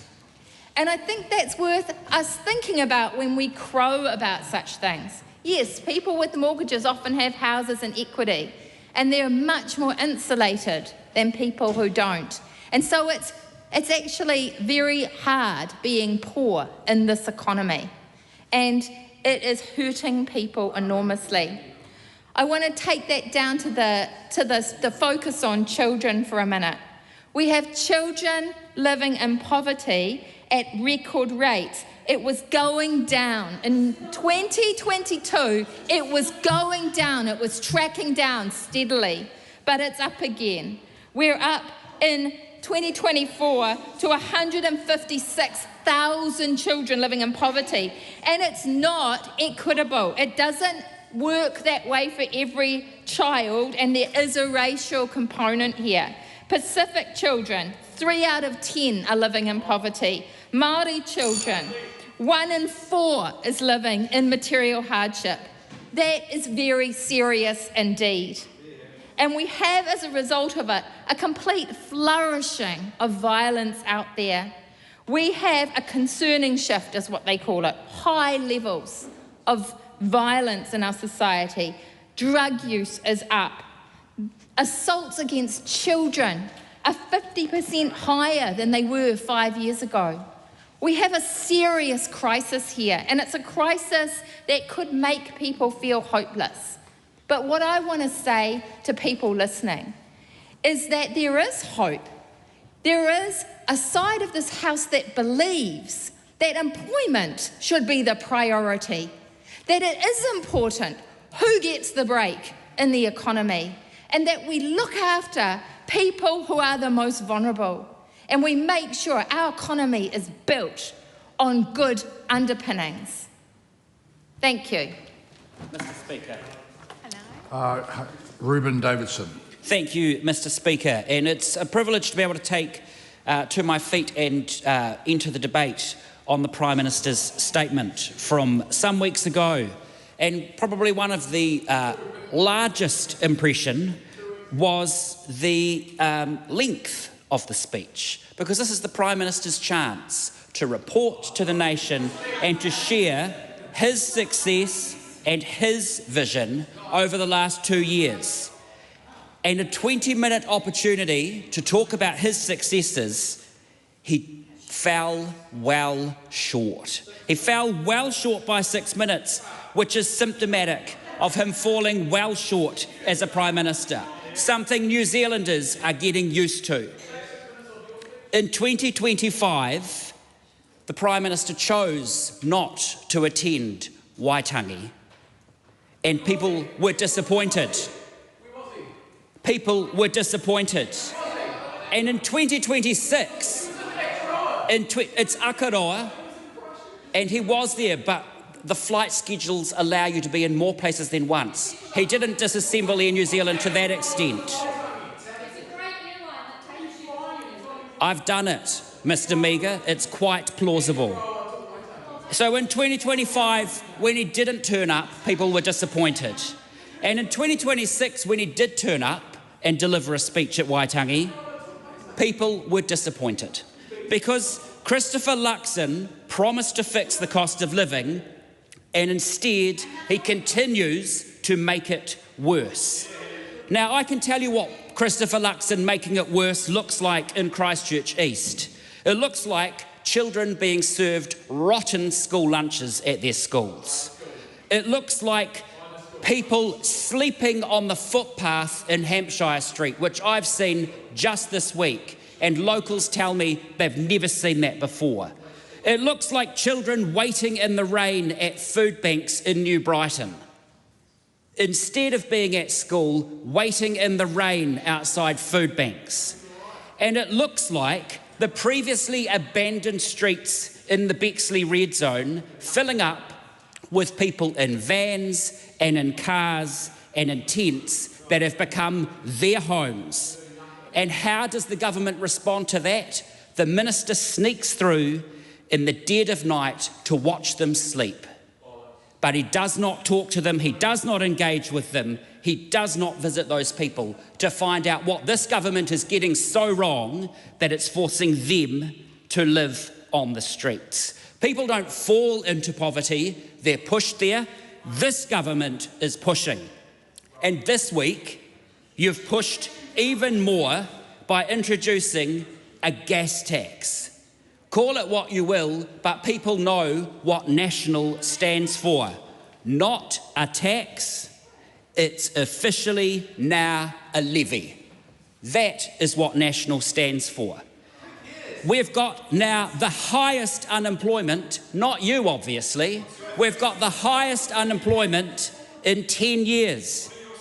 Since 2023, 15 to 19-year-olds, unemployment has gone up 28%. For 20 to 24-year-olds, it's gone up 57%. For 25 to 29-year-olds, it's gone up 54%. Because of this government's choices, those are this government's numbers. But food's gone up too, business closures are at a 15-year high, landlords and big tobacco are getting tax cuts, but everyday Kiwis cannot get a break from this government.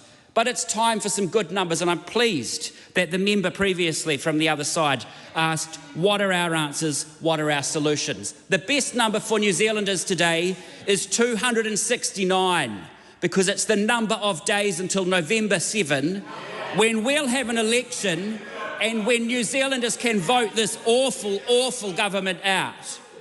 They can vote for a future that's made in New Zealand. They can vote for a political party and a government that will bring in the future fund so that we can invest in some of our best and brightest New Zealand innovation.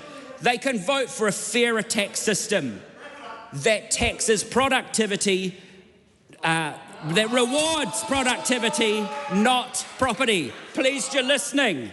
And they can vote for affordable health care with 3 free GP visits. Some days I think members on that side will be voting for us too. Dr. Hamish Campbell. Thank you, Mr. Speaker. It is a great pleasure to rise in support of the Prime Minister's statement. We have heard a lot of rubbish from the other side. When we took office 2 years ago, we inherited a country that felt like it was in a terminal downward spiral. Inflation was eating our paychecks. Interest rates were pummeling homeowners and auto renters.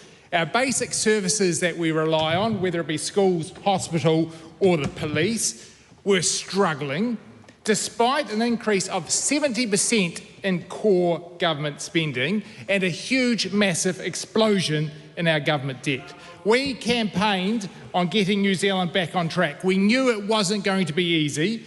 We knew it wouldn't happen overnight.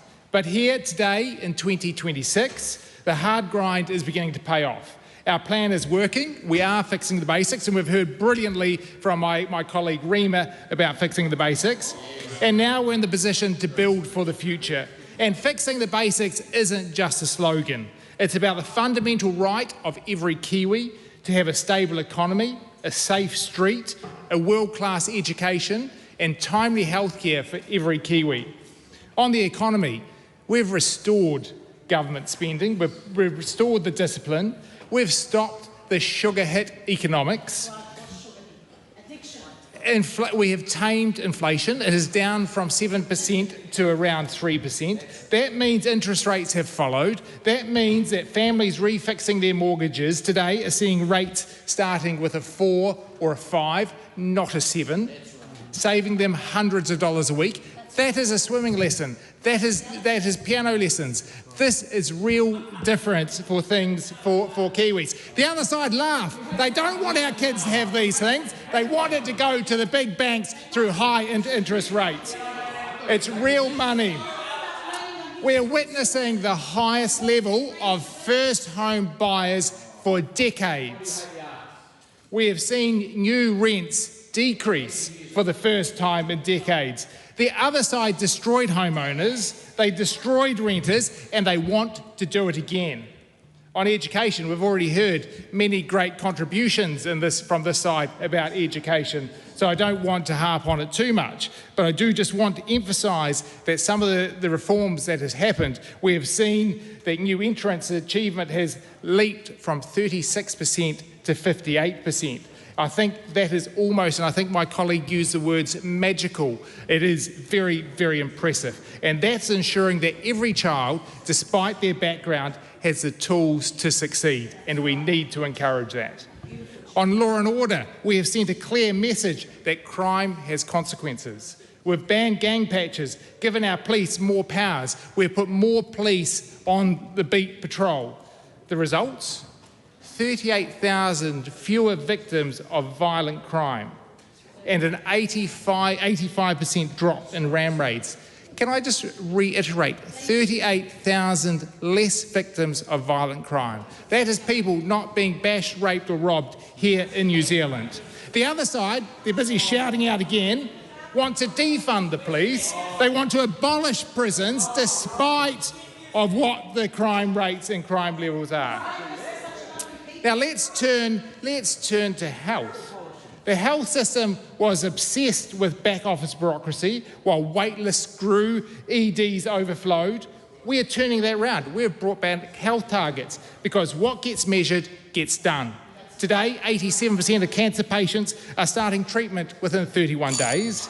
We've delivered elective boost. That's 21,000 surgeries that we've added, clearing the backlog of knee, hip and cataract surgeries. We're shifting decision-making away from Wellington back to the regions. We've funded Pharmac, not just fixing the financial hole that was left, but actually funding more medications for New Zealanders, and that includes more cancer medications. And I do just want to shout out to the 2 cancer charities who brought the voices of people to Parliament in the last 48 hours, and that's Bowel Cancer New Zealand and the Ovarian Cancer Foundation New Zealand. But this is just the foundation. We are building for the future. We're not looking just for the next 3 years, we're looking for the next 30 years. In healthcare, we're training more doctors, we're building another medical school, we're actually planning for the future. KiwiSaver reform, so people can retire comfortably. Resource management reform, so we can actually build things in this country. We're building roads of national significance, roads of regional significance. This is all about making New Zealand a better place. Time has expired. E te manga o te whare. Greg Fleming. I was tempted to see if I could let my colleague keep going. He was in such fine form. Mr. Speaker, what a pleasure it is to rise in support of the Prime Minister's statement. Oh, thank you very much, Rima Nakle. And what a pleasure it is to be able to place the observations and the declarations of that statement within the context of the fine electorate of Maunga Kia. Mr. Speaker, just on Monday, I had the privilege of meeting with John Chapman and his team at Mates in Construction. They're a national mental health charity, but based in Panmure, Penrose rather, just down the road from what was my office. I'll come to that soon. And I was in awe in terms of the reach of their work, in terms of the number of lives that they literally save each week in an industry that is hit so hard by the malaise of poor mental health. And I was incredibly proud to be part of a government, as I discovered during this visit, that is giving $1 million per year in funding from the Mental Health Innovation Fund to a work like that. And we're doing it to dozens and hundreds of charities and community works like that across the country, because that's what the National Party is about.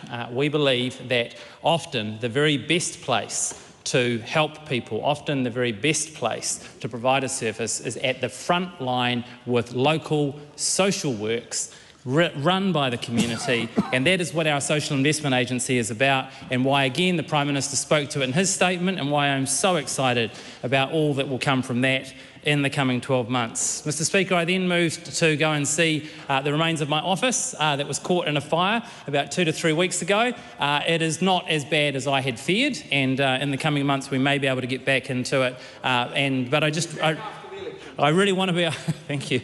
And I really want to put a shout out to those businesses that persevered during the couple of weeks where they needed to be shut down for safety's sake. To the Gliway Cafe, to the Onehunga Jewellers and to Barfoot and Thompson there, and to the good people of Onehunga Mall who put up with the interruption there. You've put up with a lot of hardship, economic hardship in recent years, and a number of my colleagues have spelt out the very clear reasons as to why we found ourselves in that economic mess. The good news is that in the very recent conversations that I've had with those local businesses, they have observed that things have changed. One particular quote was from Chanel, the owner of Food, Me and You, for the last 2 years has regularly told me how tough things are. He said to me, "Greg, it's changed. It changed in November. It has changed." So I want to also speak to the rapid drop of property crime in Onehunga. The Prime Minister spoke to the effects of our law and order work, and it is working. I was reminded of a local supermarket just about 150 metres down from my now closed office. At the time that I was elected 2 years ago, that area was known as one of the highest crime spots in all of Tamaki Makaurau. Then Mark Mitchell became Minister, and the directive was very, very clear. We want the police force to focus on one thing and one thing only. We want them to enforce the rules. Mr. Speaker, over the next 8 months, they laid 140 charges and crime dropped by over 95%. Our local community constable, when I spoke to him just an hour ago, confirmed that he's been tracking figures in our community since 2012, and they are the lowest he has ever seen. I want to speak to what is happening in terms of school attendance, and I want to acknowledge the incredible work of Thomas Bartlett, the principal at Sylvia Park, the way that he has managed to rally all of the principals of the 16 surrounding schools in Maunga Kia, and in terms of their own community-led and designed approach to addressing school attendance. Again, it's the MOE, it's this government through the MOE saying to these schools, hey, you guys come up with an approach that you know will work within your community, and we will enable and fund that. Rather than driving it from Wellington, you can drive it from the community. That is what the national government is all about. Mr. Speaker, there are so many other things that I want to speak to, but time is beyond me. I really wanted to finish by acknowledging Judith Collins, because I know I won't have too many chances left to do that before she leaves, and particularly her and Tama Pōtaka's leadership on the Nelson Tents case. For those people who missed it, at the end of last year, 7,500 acres and $420 million was returned to the iwi there. It was a stunning day. And again, our government said we recognise law, we want to see iwi flourish, and that is what this Prime Minister's statement is all about. Thank you, Mr. Speaker. Mr. Speaker. Jenny Marcroft. Thank you, Mr. Speaker. It's a privilege to stand on behalf of New Zealand First in support to speak to the Prime Minister's statement. Mr. Speaker, January's severe weather event, which has been spoken about by a number of members across the course of this debate. But I would like to add my voice to it, acknowledging the passing of Te Kanimau Arobas, who was swept away in the Mahurangi River in Warkworth, and the community rallied around his whānau. There were numerous others who also passed away during that particular weather event around the country, and our prayers are with the families impacted as they now resettle into their lives without their loved ones. The communities around the country rallied. Much has been, as I mentioned, said about that. I would like to note, though, the leadership from Minister Mark Mitchell in his role in emergency management. And I would also like to make special mention of the role of local community radio. 3.7 million New Zealanders listen to the radio every week. Radio has an impact, and particularly in a crisis, radio can make a difference. It is a lifeline utility. It connects people to the information they need when they need it in a really timely manner, and radio does that. Special mention today to John Grant and his team from CFM in Coromandel. They broadcast as soon as there were warnings up. They were on air for 49 continuous hours, non-stop broadcasting, delivering 98 severe weather updates. They delivered key content from officials about road closures, power outages, flooding reports, evacuations, what houses were stickered, sandbag advice, wastewater issues, safety messages. They interviewed all the key leaders in their district. They're from the Thames, Coromandel and Hauraki districts. They also provide the connection from various communities, particularly those that have an FM radio station. A lot of people still listening to FM. They had a Facebook page up. They got 5.7 million Facebook page views as the event unfolded. 742,000 hits on the dedicated road information page during and after the event, so that people who sought that critical roading information could get connected what was happening in their area in a very timely manner. There were some high-profile endorsements about the role of the local radio station CFM. In fact, an RNZ board member who was actually stuck in the weather event in Matarangi, he made contact with the station to say that they were providing excellent value of local radio connecting people. 1XX up the coast in Whakatane, and Andy Galbraith and his team also were on air. Whakatane experienced the most rain in a day since records began, and they were broadcasting messages from when they were put into a red warning. 1XX, if you've ever listened to them, they are an amazing little small community radio station running on the smell of an oily rag, but they were providing lifeline also to those who are living further up the coast on State Highway 35. They had those road updates which were critically important about closures, what areas to avoid.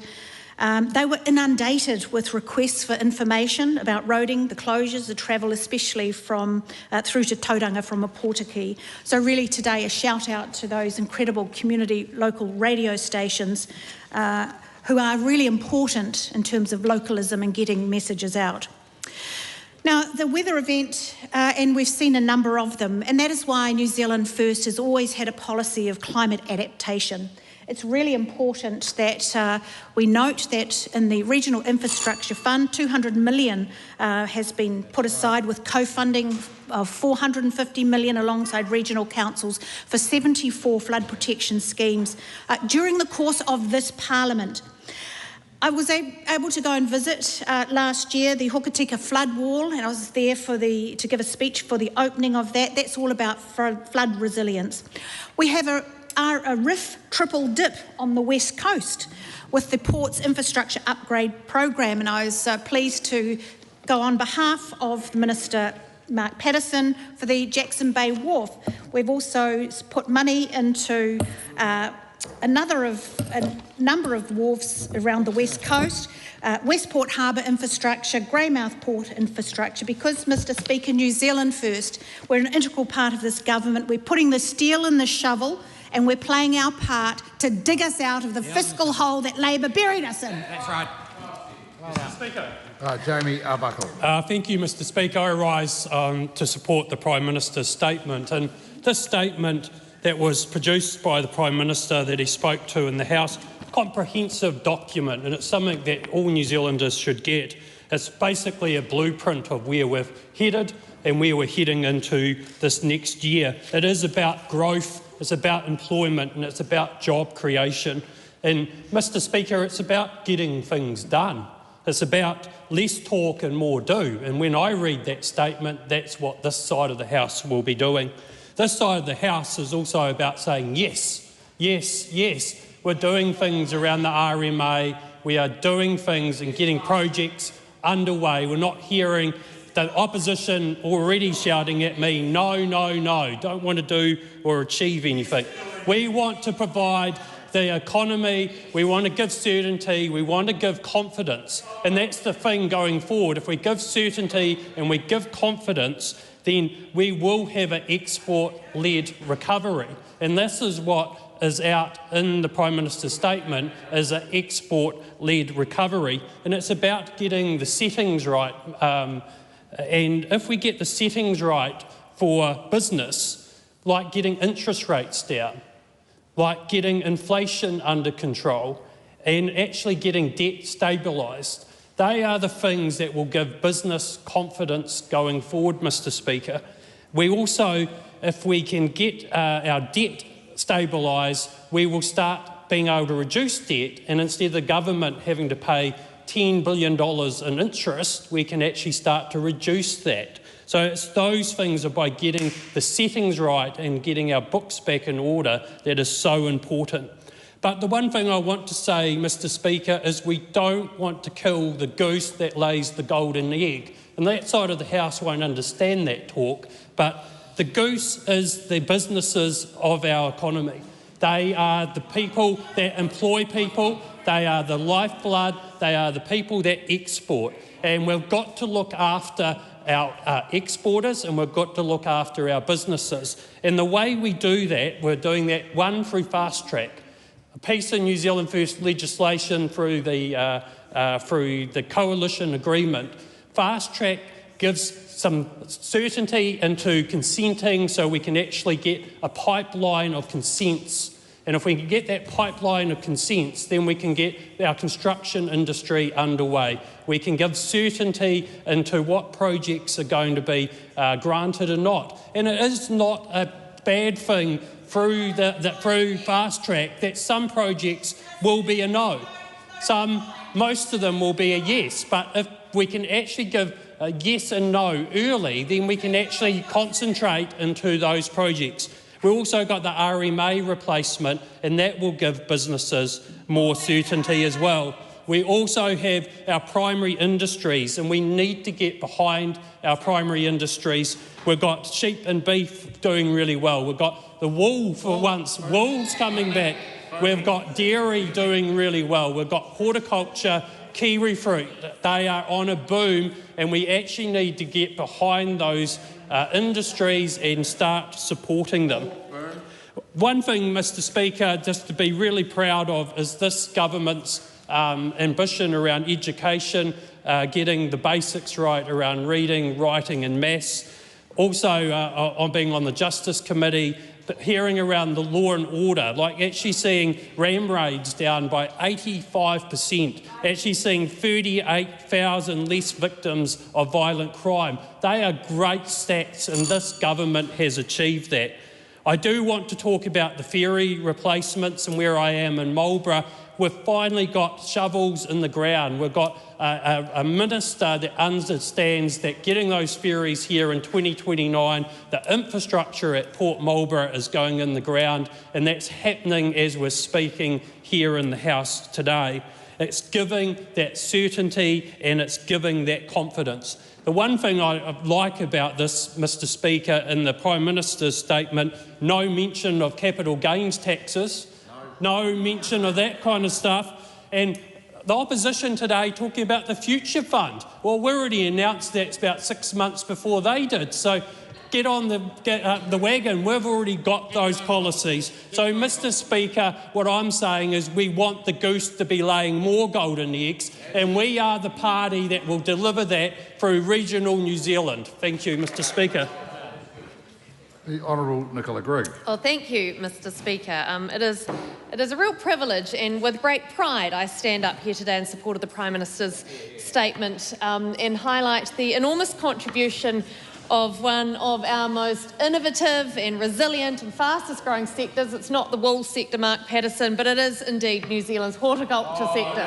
There we go. But one day, we are in the process of making wool great again. One day we will stand up and talk about it being our fastest growing sector. But look, I've got a real privilege of being a minister with a delegated responsibility for horticulture, and it's the first time a government's done this, and the reason we've done it is because we see with real excitement the great projections for the growth of this sector. And every week, those of us who travel up and down the country and visit farms and visit orchards, we're seeing real hard work going in, real grind, but also more and more optimism from our growers, and it's a very exciting thing to see. So whether or not you're growing apples in Hawke's Bay or kiwi fruit in the Bay of Plenty or onions in Pukekohe or spuds down my patch, I think Mark Patterson's from there too, Southbridge, or berries across the country, hort is indeed one of our increasingly exciting, unstoppable economic powerhouses. Mr. Speaker, back in December 2025, just a couple of short months ago, the MPI released the latest situation outlook for primary industries, which is colloquially known as the SOPI, and it confirmed what growers themselves have been signalling, that hort and indeed ag, the pan-agricultural sector, is booming. Export revenue for hort tipped over $8 billion for the first time. In fact, it went to $8.8 billion, which well exceeded forecasts by an incredible 25%. It makes it one of the fastest growing sectors in agriculture. We were expecting a 5% growth, but 25 really knocked it out of the park. And that's, of course, not just good news and well-deserved gains and rewards for those growers, but it is good news for the entire New Zealand economy. And that's why we on this side of the House sit up here day after day after day and endorse and support and back our agricultural sector, because we, standing in this House, indeed anybody walking out on the streets around this country, would not live the lives that we live or enjoy the privileges that we do enjoy without our agricultural sector. Let's not forget that 1 in 6 jobs in this country are generated by agriculture. Every single day, 150,000 New Zealanders get out of bed, rain, hail or shine, to go to work on a farm. And they go to work on behalf of us, and for that, we thank them. We really, truly, genuinely thank them. Because, of course, behind all the numbers that we've all been spouting off, these are real achievements. These are real growth trajectory. So thank you to our kiwi fruit growers. Kiwi fruit exports surged $4 billion. For the first time, the industry broke its $3 billion mark and it's hit 4. Thank you to our apples and pear growers. They've gone over $1 billion to $1.2 billion, again breaking records. And thanks to those of you out there who are recovering from really challenging seasons, particularly 2024, avocados, vegetables, they are rebounding strongly as that confidence returns. And of course, these results reflect a combination of growing conditions and global supply, but crucially, a government that actually gets the policy settings right. We spent years engaging deeply with the sectors across the country to ensure that when we came to office, we would be ready to go with policy, with regulation, with legislation that was fit for purpose, that would allow them to invest, to expand, to innovate, to grow. And of course, that SOPI also shows some really encouraging signs around profitability, because on this side of the House, we encourage, we endorse, we embrace companies that make a profit because of the spin-off effects for families, for communities, for society. Input costs are easing. Finally, a lot of speakers on this side of the House have talked about the very real impact that decreases in interest rates and inflation are having on New Zealanders across the country. So input costs are easing. We all know how crippling power prices have been, how crippling rates have been, how rents have been, how fertiliser's been. But we are starting to see it come right, and therefore yields improving, profits improving. And so that is what real economic recovery looks like on the ground. That is what we have been determined as a government to deliver to New Zealanders.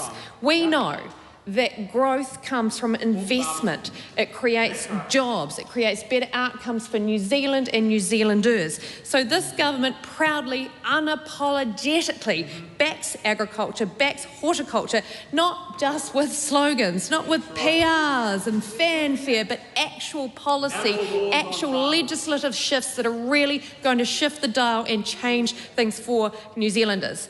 And our growers, of course, are directly benefiting from our global outreach, from the government's trade agenda. We've seen the NZ-EU trade agreement delivered months ahead of where it was expected to be. It's already boosted kiwi fruit returns. It's removed multiple amounts of tariffs. We've seen strengthened agreements in all sorts of new and emerging existing markets like the UK, but new and emerging markets like the UAE, like the GCC, and then Southeast Asian markets, of course, are opening further high-value opportunities. And I've had the opportunity myself to travel with the Prime Minister, who is absolutely sensational on a world stage. When we go off on these trade missions into these really exciting parts of the world, into Southeast Asia, into places like Malaysia and Vietnam and the Philippines, they are really, really open to what New Zealand has to offer. They're very excited about what New Zealand has to offer, and they want to do business with us. We are working really hard here at home, and we must acknowledge MFAT and MPI officials working to remove the likes of tariff barriers. They're working side by side with our exporters. Again, we are lockstep. We are hand in glove with the real people on the ground to make sure we get it right. Just today, Mr. Speaker, I received some advice around trade data that's showing exponential growth across the globe, but some markets, New Zealand exporters, are reporting growth anywhere from 20 up to 32%. That is quite extraordinary, and a hats off to those growers and exporters, but also I have to say to the officials who get the hard work done. And look, our growers, we know, can compete with